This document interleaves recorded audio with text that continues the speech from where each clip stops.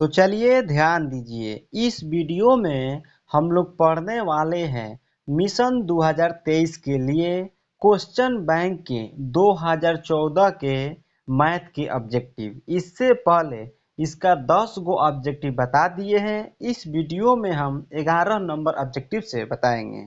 यह वीडियो उस बच्चे के लिए है जो 2023 में बोर्ड का एग्जाम देने वाले हैं। और एक बात उन लोगों के लिए है कि परीक्षा देने से पहले आपको क्वेश्चन बैंक के ए टू जेड क्वेश्चन कंप्लीट करके ही जाना है, क्योंकि क्वेश्चन बैंक से ही 60 से 70% क्वेश्चन आता है। तो चलिए ध्यान दीजिए, देखिए क्वेश्चन नंबर 11 क्या कह रहा है। क्वेश्चन नंबर 11 कह रहा है कि 17/24 का दशमलव प्रसार क्या होगा। खाली स्थान दे दिया है। देखिए दोस्त, पहले जो क्वेश्चन आता था 10 गो विकल्प वाला अर्थात ऑप्शन वाला क्वेश्चन आता था और 10 गो खाली स्थान भरने वाला आता था। तो ये खाली स्थान वाला है। ध्यान दीजिए, कह रहा है 17/24 जो है इसका दशमलव प्रसार क्या होगा। तो परिमेय संख्या को दो भागों में बांटा गया है, एक शांत परिमेय संख्या और एक अशांत परिमेय संख्या। तो ध्यान दीजिएगा, इसमें कह रहा है कि इसका दशमलव प्रसार यानी कि 24 इसमें भागा देंगे तो इसका दशमलव प्रसार क्या होगा, शांत होगा कि अशांत होगा। देखिए शांत का मतलब ये होता है, मान लीजिए इसमें भागा दिया, किसी भी अंक में भागा दिया पॉइंट के बाद, मान लीजिए पॉइंट के बाद कुछ अंक तक जाके कट के और रुक गया। कभी कभी क्या होता है, इसको बोलते हैं अशांत। कभी कभी क्या होता है अशांत आवर्ती, उसको बोलते हैं पॉइंट के बाद भागा देंगे। मान लीजिए 2.12 फिर 1 2 फिर 1 2 फिर 1 2 ऐसे ऐसे आता रहेगा। तो ये अशांत आवर्ती परिमेय संख्या कहलाता है। तो यही हमें बताना है कि इसका दशमलव प्रसार शांत है कि अशांत आवर्ती है। देखिए परीक्षा में आपको भाग बिल्कुल नहीं देना है, भाग देंगे तो बहुत टाइम लग जाएगा। देखिए कैसे बनाते हैं, इसका एक नियम होता है, रूल होता है। देखिए जब हर का फैक्टर अर्थात गुणनखंड करेंगे तो इसका हर का गुणनखंड 2 के पावर m गुणा 5 के पावर n के रूप में आ जाएगा। तो इसका दशमलव प्रसार जो होगा शांत होगा। अगर इस रूप में नहीं आएगा, समझ रहे, अगर इस रूप में नहीं आएगा, इस रूप में, तो इसका दशमलव प्रसार अशांत हो जाएगा।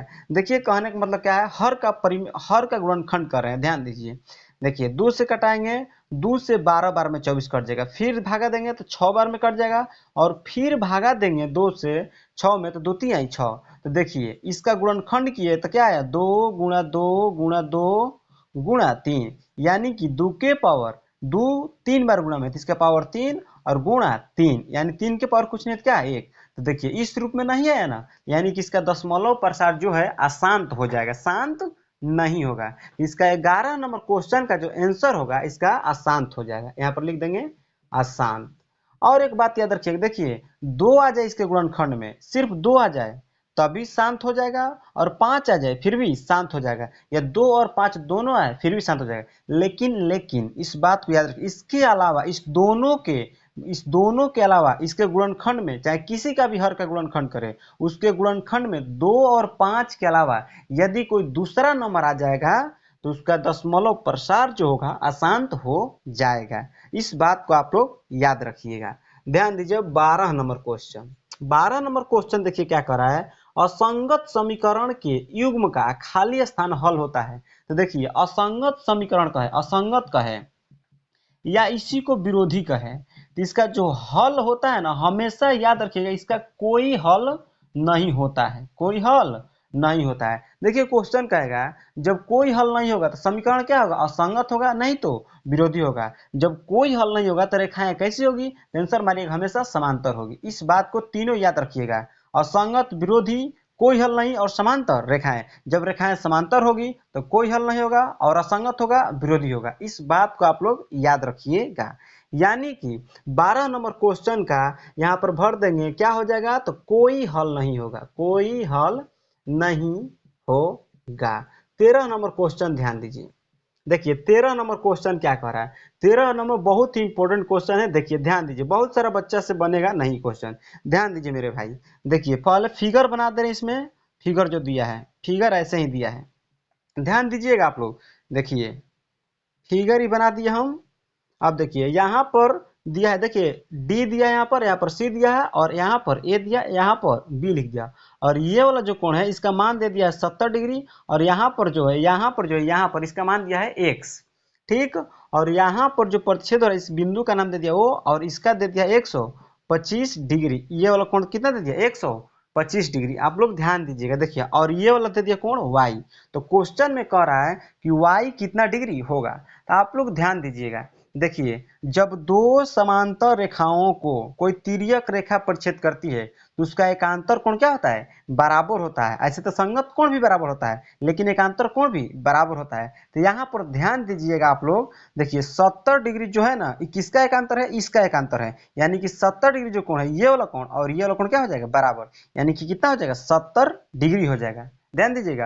अब ध्यान देंगे आप लोग कि जब कोई एक रेखा पर कोई ऐसा किरण यानी ऐसा रेखा लंब हो, तो वहां पर रैखिक युग्म बनता है। ऐसे ऐसे खड़ा रहेगा ना, तो यहाँ पर रैखिक युग्म बनता है। यहाँ पर ये वाला कोण और ये वाला कोण, ये दोनों क्या है, आपस में रैखिक युग्म होता है। और रैखिक युग्म जो होता है यानी रैखिक कोणों का योग जो होता है 180 डिग्री होता है। तो यहाँ पर ध्यान दीजिएगा, यहाँ पर ये वाला लाइन ध्यान दीजिए, BD जो है ना, इसको ध्यान दीजिए, और यहाँ पर इसको ध्यान दीजिए। तो यहाँ पर तो ये वाला कोण दे दिया कितना 125 डिग्री, तो इधर भी कोण बन रहा है, यहाँ पर बन रहा है ना। यानी कि ये वाला कोण और ये वाला कोण यानी दोनों को मिलाकर कितना डिग्री होगा, 180 डिग्री होगा। अब फिर ध्यान देंगे जब यहाँ पर ये वाला AC जो है लाइन AC, इस पर ध्यान दीजिए। अब इस पर भी ध्यान देंगे तो ऐसे ये वाला लाइन खड़ा है, तो ये वाला कोण और ये वाला कोण दोनों मिलाकर कितना डिग्री होना चाहिए, 180 डिग्री, क्योंकि रैखिक युग्म बन रहा है। यानी कि 125 डिग्री, समझ रहे हो ना। अब प्लस यहाँ पर कुछ नहीं है तो क्या मान लेंगे, इसको मान लेते हैं इसका B कोण है, कितना है B, यहाँ पर B यानी दोनों को मिलाकर कितना डिग्री हो जाएगा, 180 डिग्री। अब B बराबर कितना हो जाएगा, 180 डिग्री में से कितना घटा देंगे, 125 डिग्री, यानी कि हमारा कितना बच जाएगा, 55 डिग्री। यानी कि ये वाला जो B माने थे, इसका मान कितना आ गया, 55 डिग्री। अब ध्यान दीजिए आप लोग, OAB त्रिभुज में, OAB त्रिभुज में, तो ध्यान देंगे दो को कोण पाता है, एक कोण नहीं पाता। तो हम लोग जानते हैं कि त्रिभुज के तीनों कोणों का योग जो होता है 180 डिग्री होता है। यानी कि इसमें कौन कौन कोण है, y है, अब प्लस 70 डिग्री है, अब प्लस 55 डिग्री आ गया। अब तीनों का योग कितना हो जाएगा, 180 डिग्री। y प्लस 70 डिग्री और 55 डिग्री कितना हो जाएगा आपका, 125 डिग्री। अब बराबर 180 डिग्री, y बराबर कितना आ जाएगा, 180 डिग्री और माइनस 125 डिग्री। अब 180 डिग्री में से 125 डिग्री घटाएंगे, हमारा आंसर कितना आ जाएगा, 55 डिग्री। यही हमारा फाइनली आंसर हुआ। यानी y का मान कितना आ जाएगा, 55 डिग्री। बहुत ही इंपॉर्टेंट क्वेश्चन था, इस क्वेश्चन को आप लोग याद रखिएगा। ध्यान दीजिए, यानी कि इसमें भर देंगे 55 डिग्री, यानी y का मान कितना आ गया, 55 डिग्री। अब ध्यान दीजिए 14 नंबर क्वेश्चन। देखिए 14 नंबर क्वेश्चन क्या कह रहा है, वृत्त की स्पर्श रेखा स्पर्श बिंदु से केंद्र को मिलाने वाली रेखा पर हमेशा क्या होती है, टेंसर भरिएगा लंब। देखिए जैसे कहने का मतलब क्या है इसका, देखिए यहीं पर बनाते हैं वृत्त, ये वृत्त हो गया ना। अब फिर कह रहा है वृत्त की स्पर्श रेखा, देखो स्पर्श रेखा वृत्त पर ऐसे खींच दिए, वृत्त पर एक ऐसे स्पर्श रेखा हम खींच दिए, ध्यान दीजिए। अब कह रहा है फिर ना, वृत्त पर स्पर्श रेखा स्पर्श बिंदु से, यह स्पर्श बिंदु हो गया इसका, तो केंद्र को मिलाने, तो वृत्त का केंद्र है, केंद्र को जो मिलाने वाली रेखा खंड होती है, रेखा होती है, समझ रहे हो ना, इस पर क्या होती है, ये स्पर्श रेखा पर क्या होती है, वाला तो हमेशा याद रखिए क्या होता है, लंब। यानी कि स्पर्श बिंदु पर जो वृत्त की त्रिज्या होता है, अर्थात वृत्त के केंद्र से स्पर्श रेखा के स्पर्श बिंदु पर ये मिलाने वाली जो रेखा होती है, क्या होती है, इस पर लंब होती है। यहाँ भर देगा 14 नंबर क्वेश्चन, क्या मार देंगे, भर देंगे लंब। अब 15 नंबर क्वेश्चन ध्यान दीजिए, ध्यान दीजिएगा। देखिए एक्स अक्ष पर स्थित किसी बिंदु का y नियामक क्या होता है, भरना है। आप लोग ध्यान दीजिए, मान लेते हैं हम, ये क्या हो गया, एक्स अक्ष हो गया और ये वाला y अक्ष हो गया। अब ध्यान दीजिएगा, कोई एक्स अक्ष हो गया और ये y अक्ष। फिर क्वेश्चन कर रहा है एक्स अक्ष पर स्थित किसी बिंदु का y नियामक क्या होगा, यानी y का निर्देशांक बताना है।